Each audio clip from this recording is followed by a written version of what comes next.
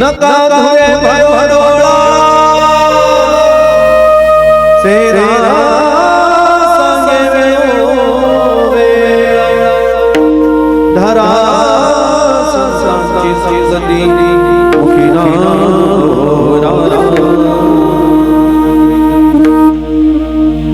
जय हनुमान ज्ञान ज्ञान सागर जय कपीस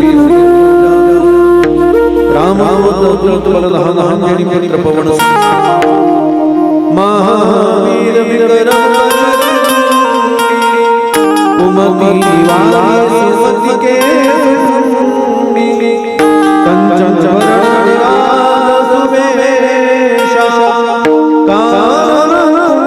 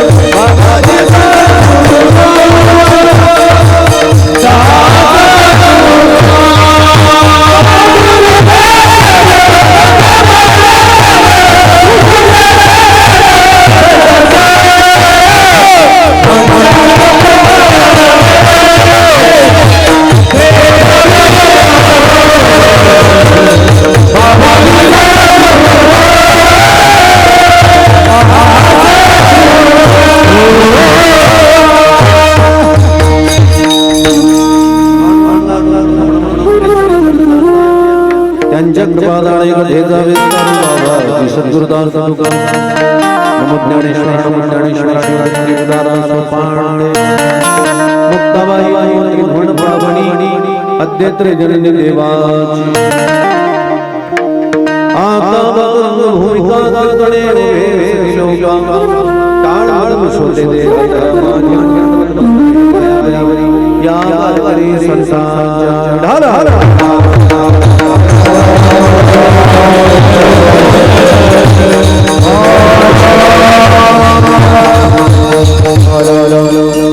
कराची विचार कराची विचार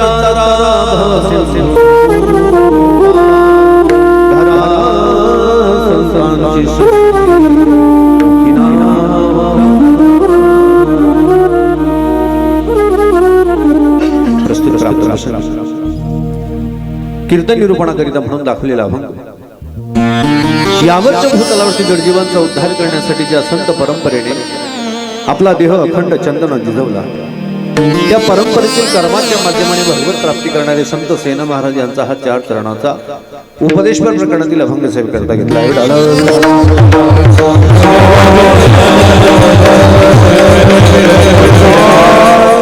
महाराज या अभंगाच्या माध्यमाने तुम्हाला सर्वांना उपदेश करतात जरा विचार ताराव सिंधू पार या संसारामध्ये मनुष्य म्हणून जन्माला आला असाल तर आपण सर्वांनी विचार करायला का म्हणून आम्हाला जन्म मिळाला को हम कथमिदम जात मी कोण आहे मला जायचं कुठे जोपर्यंत आपण या गोष्टींचा विचार करत नाही तोपर्यंत आपलं आचरण आपलं वागणं आपला पुढचा भविष्याचा प्रवास हा व्यवस्थित होणार महाराज म्हणले विचार करावा आणि विचार करत असताना जेव्हा तुम्हाला कळालं तुमचा जन्म हा इहलोकातून तरण्यासाठी आहे आणि तरण्यासाठी जर असेल तर मग तुम्ही काय करायला पाहिजे महाराज म्हणले तारा भवसिंधू भवसागर तरायचा आहे आणि भवसागर तरत असताना तुमच्या मनामध्ये जर विचार आला काही म्हणतील भवसागर तरणं कठीण आहे काही म्हणतील सोपं आहे महाराज भवसागर तरायला सांगता तुमचं खरं आहे परंतु आमचा प्रश्न आहे आम्ही ज्यांच्या संगतीमध्ये राहतो भोंग्याचा आवाज असतो आम्ही ज्यांच्या संगतीत राहतो ती बुडणारी मंडळी आहे आणि बुडणाऱ्याच्या संगतीत तरू शकत नाही आपल्या गावाच्या काठाला नदी आहे नदीला पूर आहे पुरामध्ये पोहायला अनेक जण गेलेले आहेत आणि पोहणाऱ्यामध्ये एक बुडायला लागला आणि बुडायला लागल्याच्या नंतर बातमी कळाली आणि सर्व गाव त्या ठिकाणी पळत पुढे पुढे काठावर नदीमध्ये कुठे गेले काठावर गेलं आणि काठावर गेल्याच्या नंतर त्या ठिकाणी बुडणारा सर्व पाहताय आणि सर्वांच्या तोंडातून एकच आवाज आहे अरे वाचवा मारा कोणीतरी उडी मारा कोणीतरी उडी मारत कोणी मारा कोणीतरी उडी मारा कोणीतरी उडी मारा अशी चर्चा जोरात चालू आहे एक हाळव्या मनाचा माणूस ज्याला वाटलं अरे नुसतंच बोलताय तो मरेल ना बुडेल ना म्हणून त्यांनी काही विचार केला नाही आणि जशी त्याने उडी मारली पाण्यात त्याच्या जवळ गेला ज्याने उडी मारली त्यालाही पोहता सांगा कोण बोलले बाहेर अरे जो बुडणारा आहे ज्याला तरता येत नाही ज्याला पोहता येत नाही त्याने उडी मारून त्याला वाचवण्याचा प्रयत्न केला तर तो सुद्धा गेल्याशिवाय राहणार म्हणजे संगत बुडणाऱ्याची असेल तर तरण्याची इच्छा येऊ शकते जिथे बुडण्याची संगत सोबत आली ना तिथे तरण्याचा विचार डोक्यात येत नाही मग महाराजच्या संसारामध्ये आम्ही राहतोय ना आणि त्या संसारात राहणारी सर्व लोक बुडणारीच ना मग त्या बुडणाऱ्यांच्या संगतीत गेल्यावर आमचा तरण्याचा विषय डोक्यात येऊ शकतो मग सांगा तुम्ही तरण्यासाठी आम्ही कोणाची संगत धरायला पाहिजे महाराज म्हणले धरा संतांची संगती त्यांच्या संगतीत गेल्यावर काय होणार आहे त्यांच्या संगतीत गेल्यावर तुमचा फायदा एकच आहे मुखी नाम मुखामध्ये नामचिंतन राहणार आहे कारण कलियुगामधलं साधन आहे नामचिंतन इतर साधनाच्या द्वारा कलियुगात तुम्ही करू शकत नाही पण नामचिंतन एकमेव साधन आहे ते सुद्धा सोपं आहे आणि सोपं असलेल्या साधनाचा स्वीकार तुम्ही केला की तुम्ही तरल्याशिवाय राहणार महाराज आम्हाला पटलं खरं आहे परंतु आमचा प्रश्न आहे ना महाराज शास्त्र पुराणामध्ये काही आहे का असा एखादा ज्याने नामाचा आश्रय घेतला तो काय बोलतो अरे नामे तरला नाही कोण ऐसा द्यावा निवडून अरे नामाने कोणी तरला नाही असं होऊ शकतं नाम घेता वाया गेला ऐसा कोणी ऐकिला सांगावी नवी तो तुम्हासी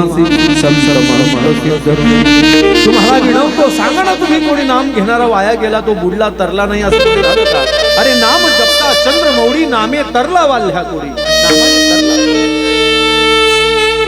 तरला पुराणामधलं उदाहरण सांगतं भागवतातलं उदाहरण सांगताना सेना महाराज म्हणले आजामिळ नावाचा ब्राह्मण आणि आजामिळ नावाचा ब्राह्मण ब्रह्मकर्म न करता वाम मार्गाला लागल्याच्या नंतर पतनाला जात होता आणि पतनाला जाणारा तो ब्राह्मण तरण्याची इच्छा मनामध्ये निर्माण झाली आणि तरण्याची इच्छा मनामध्ये निर्माण झाल्याच्या नंतर त्याने मुलाचं नाव नारायण त्या ठिकाणी ठेवलं आणि मुलाच्या नावाने तो तरला अजामिळ पापराशी पार पावेल त्यासी पाप्यातला पापी आजामिळ जरी असला तरी सुद्धा तो तरतोय पाप्यातला पापी आजामिळ जरी असला तरी तो तरतोय ते नामामध्ये एवढं सामर्थ्य आहे म्हणून सेना महाराज म्हणले ना नका धुरे भरो डोळा सेना सांगे वेळोवेळा धरा संतांची सुगती मुखी नाम हो रात्री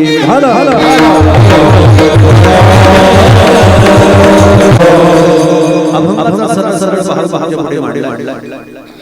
विस्तृत चिंतनाकडे वळणे अगोदर थोडासा परिहार द्यायचा तो असा.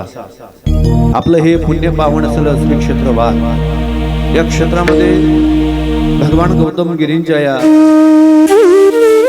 पुण्यतिथीच्या निमित्ताने व धर्मनाथ बीजाच्या निमित्ताने सालाबाधाप्रमाणे या ठिकाणी चालत असलेला अखंड हरिनाम संकीर्तन महोत्सव, तद्वत संगीतमय नवनाथ कथासार कथा या ठिकाणी चालू आहे. गेली 10 वर्ष मोठ्या आनंदाने हा महोत्सव आपल्या गावात चाललाय. 11व्या वर्षामध्ये पदार्पण करून जवळजवळ आता 3रा दिवस आणि 3ऱ्या दिवसाची चिंतनाची सेवा माझ्याकडे. भगवान पांडुरंग परमात्म्याच्या कृपाशीर्वादाने, साधू संतांच्या कृपाशीर्वादाने, गौतमगिरी बाबांच्या कृपाशीर्वादाने, वैकुंठवासी महणमणी कृष्णाजी माऊली जायकरकर यांच्या कृपाशीर्वादाने, समस्त ग्रामस्थ मंडळी, त्याचप्रमाणे आपल्या गावातील हरिभक्तीपरायण ज्यांच्या कुशल अशा मार्गदर्शनाने हा महोत्सव चालला आहे ते समर्थ राम उपासक बालब्रह्मचारी श्री भिकड महाराज व त्याचप्रमाणे हरिभक्तीपरायण भागवताचार्य दिनेश महाराज कंचनपूरकर, या सर्वांच्या कुशल मार्गदर्शनाने चालत असलेला हा महोत्सव आणि या महोत्सवातील आजची कीर्तनाची सेवा वैकुंठवासी दयाराम दशरथ बागुल यांच्या स्मरणार्थ माझ्या वाटेला आलेली आहे. आपल्या समस्त भजनी मंडळाची बैठक चालली. बैठकीमध्ये चर्चा चालली. चर्चेत नाव पुढे आलं. नाव आल्याच्या नंतर संपर्क झाला आणि संपर्क बोलण्यासाठी गणू पुढे आला. संपर्क झाला, बोलणं झालं आणि तारीखेची निश्चिती झाली. कीर्तन करण्याचा योग पुन्हा माझ्या वाटेला आला. या ठिकाणी ज्यांच्या श्रीमुखाच्या द्वारा नवनाथ कथासार या ठिकाणी चालू आहे ते हरिभक्तीपरायण गोपालजी महाराज चमठाणेकर महाराजांच्या मधुर कंठाच्या द्वारा हा कथासार आपण सर्वजण श्रवण करीत आहात. या कार्यक्रमासाठी उपस्थित सर्व गुरुजन मंडळी, गावातली सर्व भजनी मंडळ, गुरुदत्त भजनी मंडळ, सर्व भजनी मंडळ या ठिकाणी उपस्थित आहेत. आणि गुणीजनांमध्ये जे या ठिकाणी गायनासाठी उपस्थित आहेत ते हरिभक्तीपरायण भोजराज महाराज या ठिकाणी आहेत. आदरणीय हरिभक्तीपरायण निंबा महाराज तेही या ठिकाणी उपस्थित आहेत. इकडे संदीप महाराज मालपूरकर तेही या ठिकाणी आहेत. दिनेश महाराज आहेत. आमच्यासोबत आलेले गोकुळ महाराज आहेत. सर्व महाराज मंडळी या ठिकाणी आहेत. नंतर आमचे जिभाऊ मालपूरचे या ठिकाणी राजाराम जिभाऊ यांनी नर्मदा परिक्रमा केल्या. साधनाशील जीवन आहे. आमचे जिभाऊ सुद्धा या ठिकाणी उपस्थित आहेत. बालगोपाल टाडकरी 1 2 3 आणि 4 लागतात. चांगली गोष्ट आहे. 4 बाल टाळकरी तरी आहेत आपल्या गावात. पुढच्या वेळेस पुन्हा 4 वाढले की 8 होतील, पुन्हा 4 वाढले की 12 होतील, 12 झाले की मग झालं का. म्हणजे गावातले टाळकरी असणं गरजेचं आहे आणि आपण ते तयार करतात. चांगली गोष्ट आहे. 4 5 6 वर्षा अगोदरही एक कीर्तन काल्याचं करण्याचा योग माझ्या वाटेला आला. त्यावेळेस मंदिर बनलेलं नव्हतं. पण मी सांगू का तुम्हाला, आपल्या पूर्ण धुळे जिल्ह्यात तुम्ही कुठेही जा, वार सारखं नाथांचं मंदिर तुम्हाला कुठेच दिसणार नाही. एवढं शाश्वतीने सांगितलं. कारण जेव्हा मंदिरात प्रवेश केला ना, मी तिथे थांबलो 5 मिनिटं. मला ते दर्शनच त्या ठिकाणी मनाला प्रसन्नता देणार होतं. कारण ज्या ठिकाणी साक्षात्कार असतो, ज्या ठिकाणी स्वयंभूता असतो, त्या ठिकाणीच मंदिर गणलं जातं. आणि मंदिर या शब्दाचा अर्थ बरं का, मंदिर शब्दाचा अर्थच असा आहे जिथे महात्म्य तर आहे पण दिव्यताही असायला पाहिजे, रम्यताही त्या ठिकाणी असायला पाहिजे. आणि भगवान गौतमगिरींच्या या समाधीस्थळी जे सिद्ध स्थान आहे आणि ते स्थान आपल्या गावाला प्राप्त आहे. आपण सर्व भाग्यवान आहोत. आणि गावकरीही तेवढी एकनिष्ठतेने त्या ठिकाणी बाबांची सेवा करतात. सुंदर मंदिर आहे आणि मंदिर बाहेरून जेवढं सुंदर आहे तेवढं आतून पण आहे. पूर्ण नवनाथांचं त्या ठिकाणी दर्शन, सुंदर असं त्या ठिकाणी काचांची केलेली सजावट आणि ती सजावट पाहिल्यानंतर वृंदावनच्या काच मंदिराची आठवण, वृंदावनच्या काच मंदिराची आठवण आली. आणि तसंच काच मंदिर आहे ते रामेश्वरम, आणि रामेश्वरमला सुद्धा असंच काच मंदिर बनवलं आहे. सुंदर आपण सर्वांनी बनवलं आहे. निश्चितच या गावाची भूमी, या मातीला मी साष्टांग प्रणवात करतो. आणि या सर्व सुंदर या आयोजन नियोजनामध्ये, सुंदर अशा उपस्थितीमध्ये गोड असं ध्वनी शपथ म्हणजे साऊंड सिस्टीमचं ज्या ठिकाणी काम सांभाळलं जात आहे ते आमचे डोंगराळेकर नाही का, डोंगराळकर दादा त्या ठिकाणी उपस्थित आहेत. नंतर अण्णा संतोष अण्णा येणेकरी या वयात सुद्धा त्या ठिकाणी ते थांबत नाही. अजून सुद्धा एक टिकत या वयात घेऊन त्या ठिकाणी आनंद घेणं म्हणजे सोपं नाही. महाराज अण्णा आहेतच. आमचे महेश महाराज या ठिकाणी आहेत. तलमाळीकर परी फोटोचे आमचे व्हिडिओ शूटिंगसाठी उपस्थित आहेत. नंतर शिवलिंग या ठिकाणी आहेत. सुंदर अशी व्यवस्था आहे. आपण सर्व महिला माता, इकडे बालगोपाल, समोर महिला मंडळ, इकडे पुरुष मंडळ आणि समोर पण मंडळी आहे. मला असं वाटतं आज मतदान झालेलं आहे, त्याच्यामुळे सर्व एकत्रित बसले तरी काही वाव ठरणार नाही. मतदानाच्या अगोदर ठीक आहे, तो अपक्ष तो पक्ष नाही का, परंतु आता झालेला आहे. उद्या समजेलच काय आहे ते. सेना महाराजांचा आहे, 4 चरणाचा आहे. उपदेशपर प्रकरणातील अभंग सेवी करता येतले. या अभंगाच्या माध्यमाने सेना महाराज उपदेश करतात आणि उपदेश करत असताना जेव्हा संत महात्मे उपदेश करतात ना, तेव्हा जीवाच्या कल्याणाचा आढावा घेऊन उपदेश करत असतात. मंडळी, ज्या ठिकाणी आपल्या जीवनामध्ये आपलं बरं होईल असाच उपदेश आपण ऐकायला पाहिजे. आपल्याला बरं वाटेल यासाठी आपण ऐकूच नाही. आणि संत म्हणले शोधून आले संत, हिता अहित जगाचे. जगाचं हित कशामध्ये आहे आणि अहित कशामध्ये हे संतांना माहिती आहे. आणि ज्यांना माहिती आहे ते संत महात्मे जगाच्या ठिकाणी उपदेश करतात. कारण उपदेश म्हणजेच हित आहे आणि हिताचं अवलोकन करून संत महात्मे उपदेश करतायत. कोणीही कोणाला उपदेश करू. आणि विशेष म्हणजे उपदेश करताना पात्रता असायला पाहिजे, लायकी असायला पाहिजे. परमार्थामध्ये पात्रता असेल तर माणसाने परमार्थामध्ये उपदेश करा. थोडक्यात ज्या गोष्टीसाठी तो व्यक्ती त्या तत्वापर्यंत पोहोचलेला आहे त्या व्यक्तीनेच त्या संबंधाने उपदेश करायला पाहिजे. जर पात्रता नसेल आणि उपदेश केला तर परिणाम होऊ शकत नाही. आणि उपदेश कोणाला करावा? जो त्या गोष्टीसाठी पात्र आहे. अपात्र व्यक्तीला उपदेश करून चालत नाही. नाहीतर क्रोधी अविश्वासी त्यासी बोध कैसा व्यर्थ आपली वाचा शिरमूळ. क्रोधी अविश्वासी माणसाला उपदेश करून चालत नाही. मग संत महात्मे उपदेश करताना ज्ञान प्रधान जो आहे, जो ज्ञान प्रधान आहे त्यालाच उपदेश करतायत, इतरांना उपदेश करत नाही. पशु पशवादिक भोग प्रधान आहेत. पशु पशवादिक भोग प्रधान आहेत आणि मनुष्य हा ज्ञान प्रधान आहे. आणि ज्याला ज्ञान प्रधान म्हणतात ना त्यालाच उपदेश आहे. विठ्ठल विठ्ठल.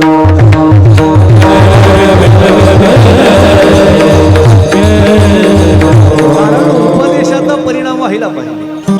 उपदेशाचा जर परिणाम झालाच नाही तर मग काय हो, किती सांगितलं परिणाम होतो. एक म्हण आहे ना, गाढवा पुढे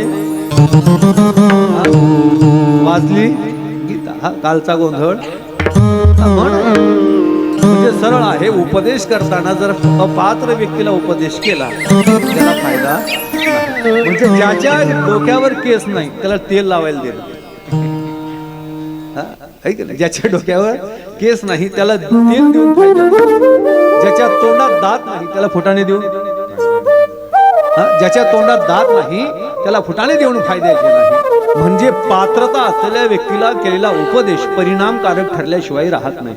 अन्यथा अपात्र व्यक्तीला तुम्ही कितीही उपदेश करा, परिणाम हातात येऊ शकत नाही.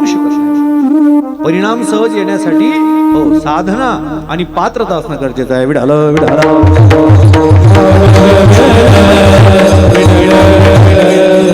उपदेशाचा हा सर्वात महत्वाचं सूत्र आहे. पुढे सांगू तुम्हाला.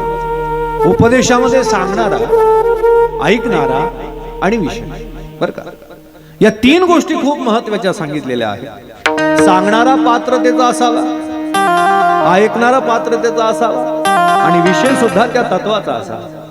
जर सांगणारा ऐकणारा चांगला आहे आणि विषय जर चांगला नसेल तर 2 तास वाया जातील ना.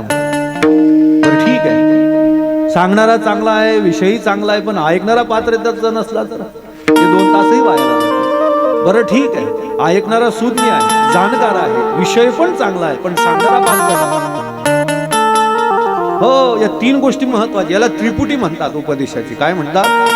उपदेशाची त्रिपुटी जर त्या ठिकाणी एकत्रित आली तर उपदेश महत्वाचा आहे किंवा परिणाम होऊ शकतो. अन्यथा सांगून सांगून थकणार, ऐकून ऐकून संपणार, परिणाम काही दिसणार नाही. म्हणून संत महात्मे सांगतात, बाबा रे, जर तुम्ही मृत्यू लोकांमध्ये मनुष्य म्हणून जन्माला आलात आणि आल्याच्या नंतर हे जर तुम्हाला कळत असेल तर तुम्ही या गोष्टीचा विचार करा. तुम्ही या गोष्टींचा जर विचार केला तर त्या ठिकाणी आल्याचा सार्थ काय? ज्ञानोबाराय म्हणतात ना, शरीराची या गावा जयाला आले गा पांडवा, तो कार्यार्थ आघवा सांडोनिया. शरीराच्या गावामध्ये आपण ज्या कामासाठी आलेलो आहोत ते काम जर केलं नाही तर तुकाराम महाराज प्रमाण आहे, जीवो नाही तरी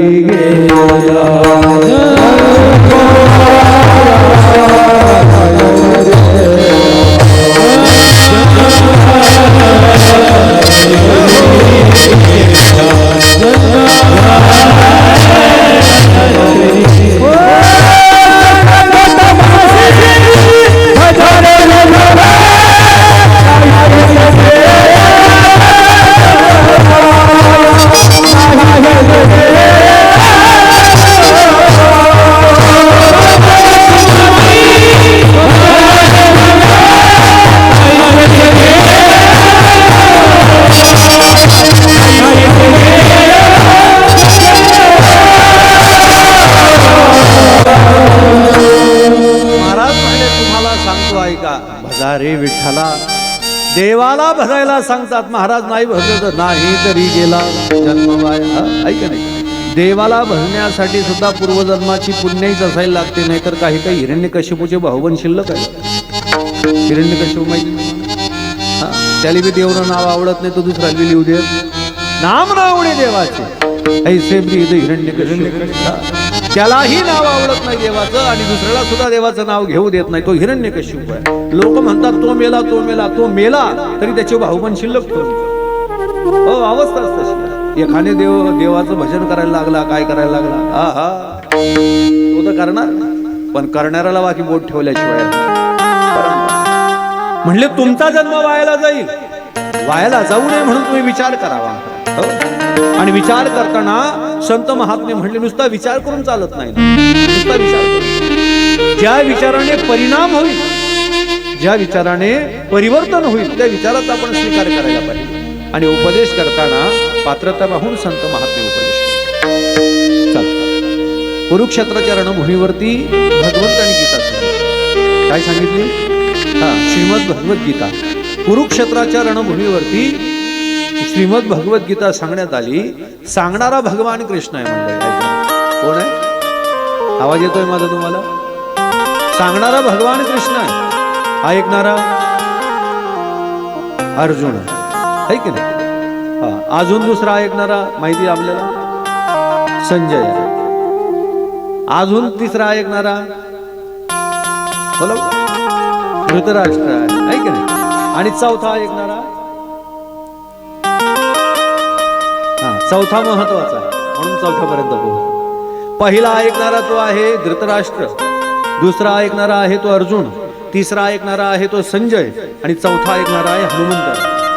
ध्वजस्तंभावरी वानरू मूर्तिमंत जो शंकरू.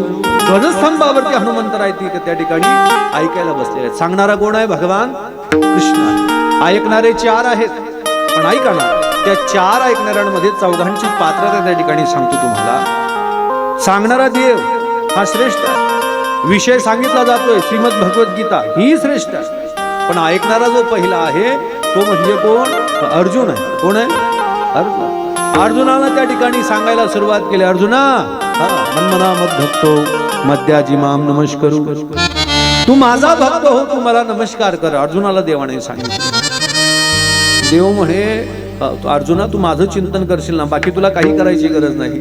अर्जुन म्हणे तुझं चिंतन मी कसं काय करू? अर्जुनाच्या मनामध्ये नातं आडवं आलं. नातं काय आडवं आलं? नातं. हे नातं जिथे आलं ना, हो ते टिकतच.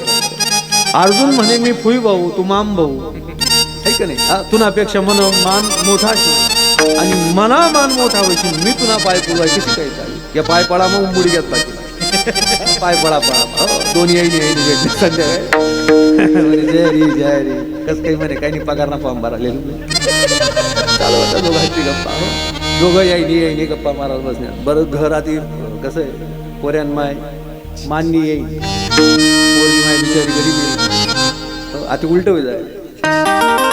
ते पोरणी मायलेच जास्त मान लागत आहे. बसल्या गप्पा मारायला जेवण करून गप्पा मारता मारता मग बसल्या.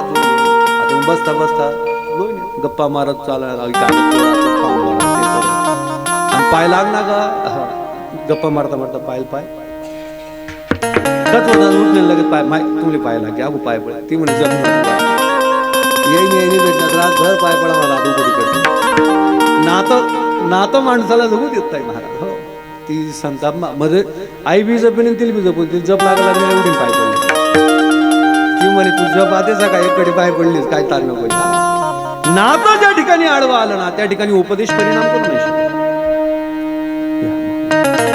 नातं आडवलं आलं की उपदेश परिणामकारक ठरू शकत नाही देवाने सांगितलं अर्जुना तू जर नातं पाहत असतील तर उपदेश त्या ठिकाणी परिणामकारक होणार नाही तुला शिष्य व्हावं लागेल आणि जेव्हा तू शिष्य होशील तेव्हा मी जे सांगेल तुझ्या लक्षात यायला लागेल लक्षात ठेवा श्रवण करताना हाच भाव असायला पाहिजे तेव्हा परिणाम दिसतो हो आपण म्हणतो राजा परीक्षितीने 7 दिवस कथा ऐकून त्याचा उद्धार झाला मग आम्ही तर भरपूर कथा ऐकल्या पण आमचा उद्धार कसा नाही झाला कारण आपण परीक्षित झालो नाही आपण परीक्षित नाही झालो आपण परीक्षक झालो परीक्षक काय झालो परीक्षक झालो म्हणजे सांगण्यापेक्षा आपल्याला जास्त ज्ञान झालं उद्धार व्हायचा विषय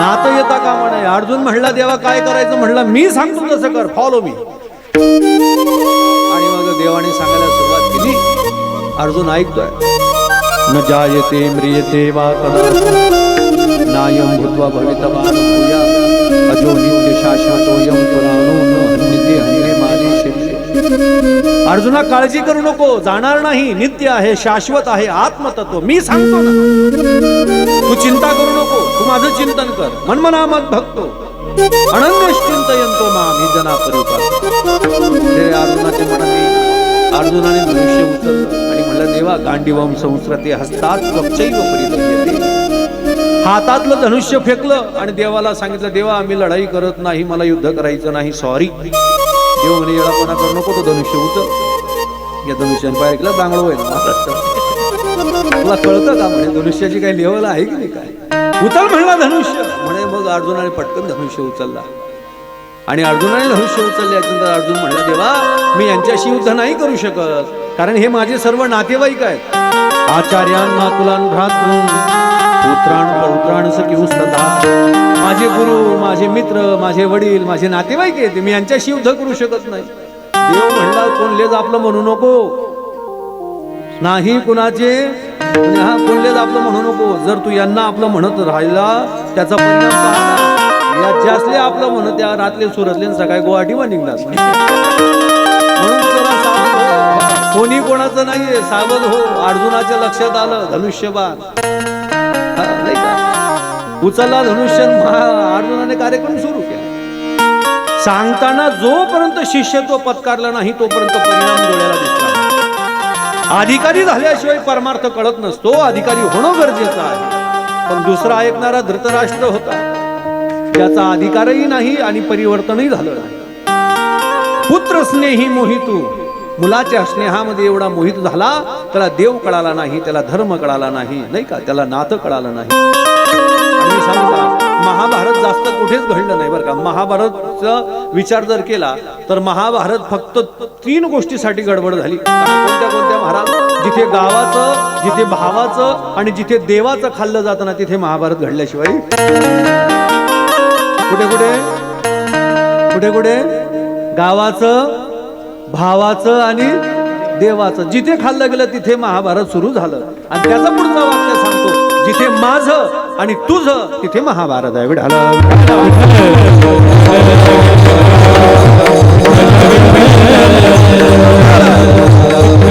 सुरुवात जी होती तिथंच आहे ना पहिला श्लोक धर्मक्षेत्रे कुरुक्षेत्रे समवेतायुस्तवा मामका पांडवाष्टैव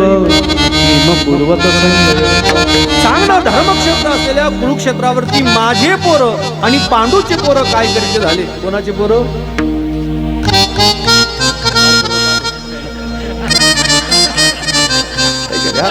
माझे पोरं आणि पांडूची पोरं काय करीत झाले जिथे काका म्हणतो माझं आणि तुझं तिथे रामायण मामका हा पांडवा माझे आणि त्याचे जिथे आलं तिथे महाभारत सुरू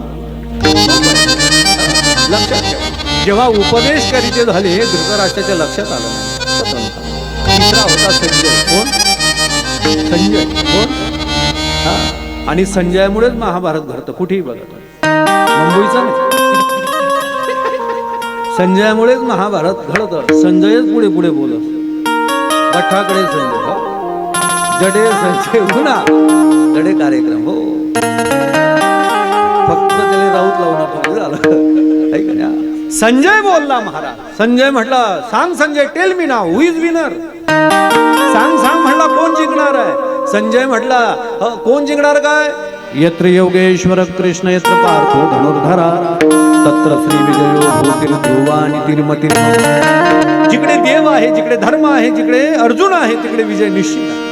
संजयाचं उत्तर मिळालं. धृतराष्ट्र घाबरला, म्हणजे सकाळी समजू नाही म्हणजे कोण निवडाला. धृतराष्ट्राला झोप लागे ना. तो म्हणे सकाळी काय वाजले काय नाही, म्हणे 8 वाजल्यापासून सुरू होईल. तू ताण लिहू नको, विचार ना, हु इज विनर टेल मी. सांग म्हटला कोण जिंकणार. म्हणे जिकडे अर्जुन आहे, जिकडे देव आहे, जिकडे कमळ आहे, आपलं सॉरी जिकडे देव आहे, जिकडे अर्जुन आहे, जिकडे धर्म आहे, तिकडे विजय निश्चित आहे. तिकडे विजय निश्चित आहे. आणि विजय सांगितल्याच्या नंतर धृतराष्ट्र आनंदित झाला. धृतराष्ट्र म्हणे, वा. एवढ्यामध्ये भीष्माचार्याला रात्री गाठण्यात आलं. कोणाला येते तुमच्या लक्षात. महाभारत. भीष्माचार्य, ब्रह्मचारी, गंगापुत्र, वचनी, भीष्मपण.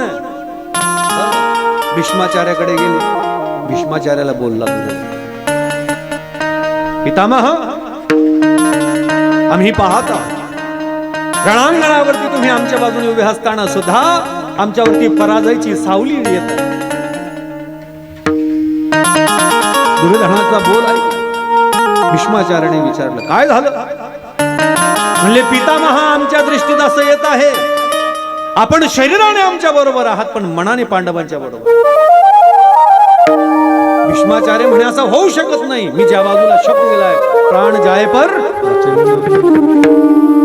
भीष्माचार्याने सांगितलं महाराज. पण दुर्योधन तो दुर्योधन होता.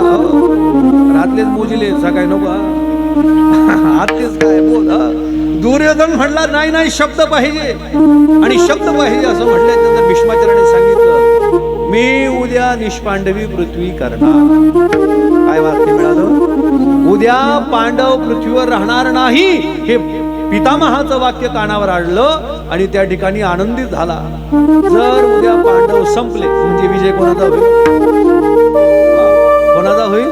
कौरवांचा होईल. म्हणजे हाच महत्वाचा विषय आहे. रात्री पांडव राहतात का काय. रात्रीच्या पांडवावर ठरेल उद्या कौरव जिंकणार की पांडव जिंकणार. परिणाम ठरला. भीष्माचार्यांचं उत्तर मिळालं. आता भीष्माचार्यांचं उत्तर मिळाल्यानंतर भगवान कृष्णापर्यंत गेलं महाराज. आणि कृष्ण सांगायची गरज आहे का. देवाच्या लक्षात आलं उद्या पांडव संपणार, कारण भीष्माचार्यांचा शब्द आहे. भीष्माचार्यांच्या शब्दाच्या पुढे कोणी जाऊ शकत नाही. देवाने द्रौपदीला बोलवलं. म्हणजे द्रौपदी म्हणे, काय कुकू पाहिजे का नोटा पाहिजे, काय पाहिजे तुला. म्हणे सौभाग्यवती राहावं अशी माझी इच्छा आहे. एकही पांडव जाऊ नये. म्हणे भीष्माचार्यांनी प्रतिज्ञा केली. म्हणे काय करू सांग ना कृष्ण. म्हणे काही करू नको. पदर घे, पदर. काय घे. कोणाला सांगतोय. द्रौपदीला. हो, पदर घेतल्याशिवाय सन्मान नाही बाबा. बघा, द्रौपदीला सांगितलं पदर एवढा घे की तुझं तोंड दिसता कामा नाही. द्रौपदीने घेतला घुंगट आणि द्रौपदी निघाली भीष्माचार्यांकडे. हो, आणि परंपरा आहे, कोणीही पाया पडायला आलं की ज्येष्ठ आशीर्वाद देतात. सौभाग्यवती द्रौपदी पाया पडायला गेली भीष्माचार्यांच्या. पहाटे कोण जातं पाया. सांगू का, मतलब असेल, फायदा असेल तर पहाटे नाही. तो एकदा सांगतो, पाया पडणं, पाय धुळशीने पिली सुद्धा मतलब पाहिजे. कालची रात तशीच जप कोल्हे लागली भेटी घ्या तरी पटेल होता. आता मतलबाचा विषय. परिणाम असा झाला, जेव्हा भीष्माचार्यांच्या पाया पडायला द्रौपदी पुढे गेली आणि भीष्माचार्याने आशीर्वाद दिला, अखंड सौभाग्यवती.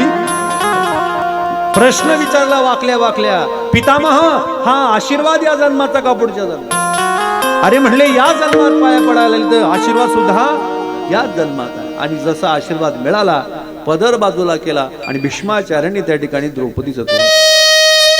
अरे ज्या पांडवांना मरण्यासाठी आपण पण घेतलेला आहे, त्या पांडवांच्या पत्नीला आपण सौभाग्यवतीचा आशीर्वाद दिलेला आहे. आता करायचं काय हा प्रश्न आहे. जिथे देव येतो ना महाराज, जिथे देव येतो ना तिथे पराजय कधी येऊ शकत नाही. फक्त उशीर लागला, पराजय शक्य नाही. आणि देवाने ठेवलेली कूटनीती ती सक्सेस झाली आणि परिणाम असा झाला की दुसऱ्या दिवशी भीष्माचार्य बाणाच्या शय्येवर पडले आणि पांडवांचा विजय.